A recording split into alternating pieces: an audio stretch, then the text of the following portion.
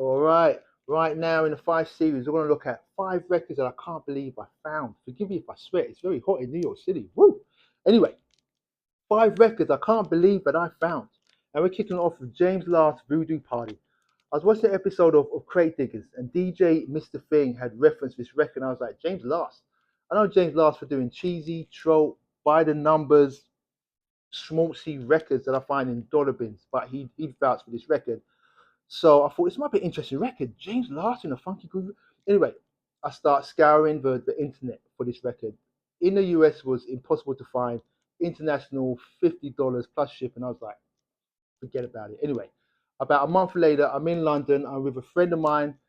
She has to go and pay a babysitter, and like she went, wait, I'm going to be quick. I'm literally standing outside of a record store. I rarely buy records in London. But that's a whole other story. So I'll go inside the record store.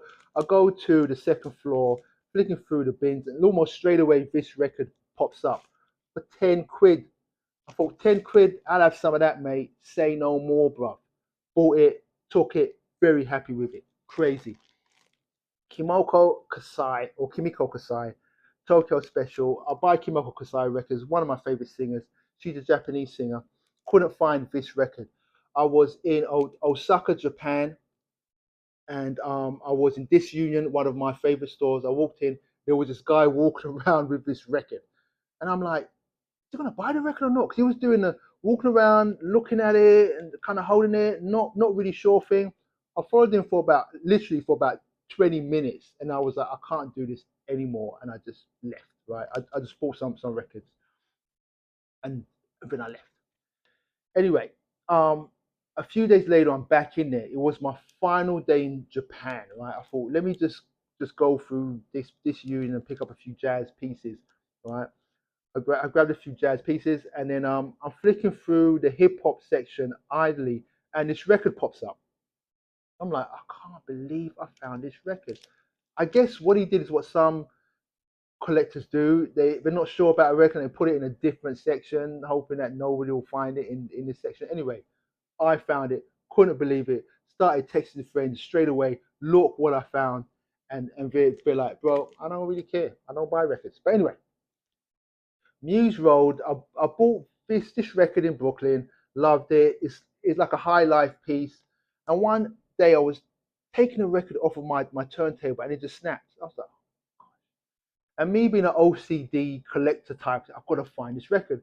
But the record was like, I kept seeing the record for like $40, $50, like too much money, whatever. I just left it, but it just bugged me. A year, about a year later, yeah, I was in Paris in Superfly. I've mentioned this record store before in Paris. It's a holy grail for African records. I bought a ton of records. I'm going through the dollar bins. This record pops up for like a couple of euros. I'm like, yes, I'm grabbing this straight away. Boom, and I was out. Muse Road. So happy to find it. Victor Duplay, International Fears. I used to love this record. I had this on CD, and I used to play it all the time. One of my favorite records. And then I was on Instagram, and Victor Duplay, who I follow, had mentioned the 20th anniversary of like his record. So like I jumped to the comments, and we kind of had a back and forth about how great this record is, right? Literally like a couple of days later, I'm in Academy Records, and I'm talking to the gentleman that runs it, and just flicking through some records, and I'm just flicking through the high energy section, and it's just there, just sitting there, and I'm like, you know, I've never seen this record around. I'm not saying it was rare. I think it was one of those records that was hard to find in the US. I just never saw it around. I saw it in the high energy section and just snagged it straight away.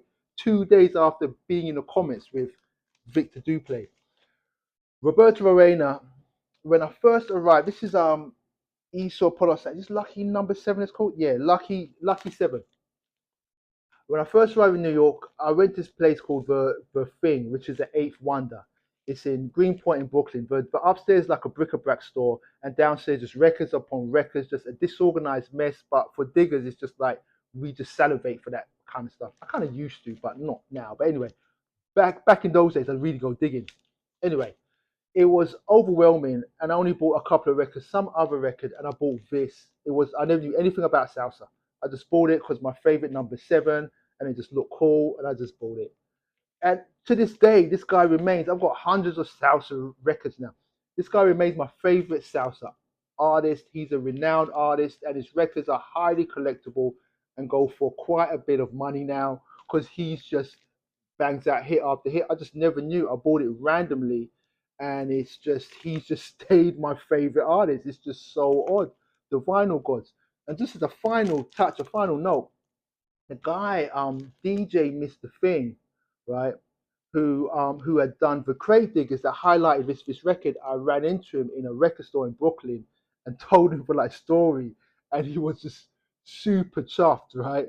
Because he's from London, he's from the UK, but he was visiting, and he was just super chuffed, and we became like Instagram buddies. So anyway, I just thought I'd cap it off with that story. Anyway, 5 records that I can't believe that I found. Hi-Fi Recluse, good fine records. Let's get it.